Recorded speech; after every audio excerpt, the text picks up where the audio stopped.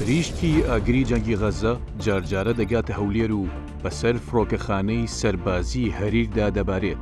ئەو شوێنەی بنکەی هێزەکانی ئەمریکایە. گرنگی استراتیژی فڕۆکەخانەکە بۆ ئەمریکا چییە و بۆچی تا ئێستا نەتوانراوە ڕێگە لە بۆردومانکردنی بگیرێت؟ قەبارەی جبەخانەی فڕۆکەخانەکە چەندە؟ بۆچی ئێران ترسی لێ هەیە؟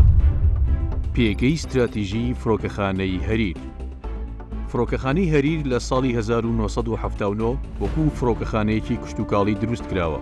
لە ساڵی 1983 کراوەتە فڕۆکەخانەیەکی سەربازی و لە شەڕی عێراق ئێراندا بەکار هاتووە.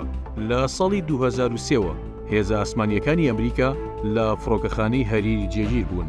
بنکەی ئاسمانی هەریر بە دووری 70 کیلۆمەتر لە باکووری ڕۆژهەڵاتی شاری هەولێری پایتەختی هەرێمی کوردستان هەڵکەوتووە. لە ساڵی 2020 بۆ سێهەم جار لە ماوەی نزیکەی نیو سەدەدا بنکەی ئاسمانی هەریر فراوان کرا و لە ئێستادا ڕووبەری بنکەکە نزیکەی 5700 دۆنم زەوی دەبێت. نزیکەی 2500 سەربازی ئەمریکی لە عێراقدا بوونیان هەیە بۆ پاڵپشتی ئۆپەراسیۆنەکانی دژی پاشماوەکانی داعش. لەوانەش پێشبینی دەکرێت زیاتر لە 1000 سەربازیان لە فڕۆکەخانەی هەریر جێگیر کرابن. توانە سەربازیەکانی بنکەی هەریر. لە چەند ساڵی ڕابردوودا ئەمریکا هەوڵی داوە بنکەی هەریر بکاتە یەکێک لە گەورەترین بنکە سەربازیەکانی لە عێراق و ڕۆژهەڵاتی ناوەڕاست و ئامانجیان لە فراوانکردنی بۆ ئەوەیە زۆرترین فڕۆکەی جەنگی لەخۆ بگرێت. لە ساڵی 2018 تا 2023 بنکەکە میوانداری چەندین جۆر فڕۆکەی کردووە. لەوانە درەیکۆ، شینۆک، بلاک هۆک، درۆنی هەڵۆی خۆڵەمێشی.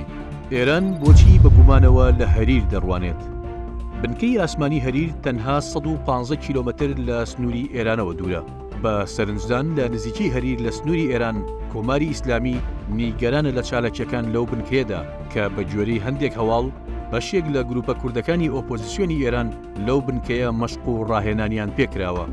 ماڵپەری نورنیوز ماڵپەرێکی نیمچە فەرمی و نزیک لە ئەنجومەنی ئاسایشی نیشتیمانی ئێران لەم دواییانەدا بڵاوی کردەوە کە بنکەکە بە سیستمی بەرگری فڕۆکەی شەڕکەر و ڕاداری پێشکەوتووی ئەمریکی تیار کراوە.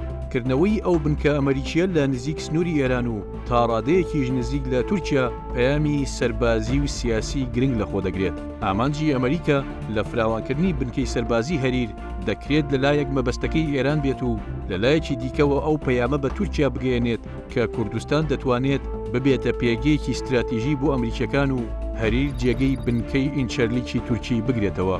کاردانەوەی ئەمریکا بەرامبەر هێرشەکان لاواسە.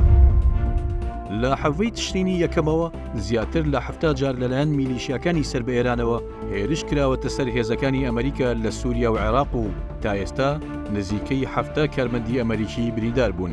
هەرچەندە بەرپرسانی ئەمریکا لەو بارەیەوە دەڵێن کە نایەڵن هێرشەکان پێوەڵام بمێننەوە، بەڵام ڕخنەگران دەڵێن وەڵامی ئەمریکا بە بەراورد لەگەڵ زۆری ژماری هێرش و بریندارەکان زۆر لاوازە و بە جۆرێکە تا ئێستا نەیتوانیوە ئەو گروپانە ڕابگرێت. لە کاتێکدا هێزەکانی ئەمریکا لە هەردوو وڵاتی عێراق و سووریا کراونەتە ئامانج، بەڵام تا ئێستا واشنگتن لە هەوڵێکی ڕواڵەتیدا وەڵامی داوەتەوە بۆ ئەوەی گرژیە سیاسیەکان لە عێراق دوور بکەوێتەوە. هاوکات لە ناو ئیداری ئەمریکادا نیگەرانی ئەوە هەیە کە تۆڵەسەندنەوەی گەورەتر دەتوانێت توندوتیژەکان پەرە پێ بدات و هێرشی کوشندەتر دەست پێ بکات.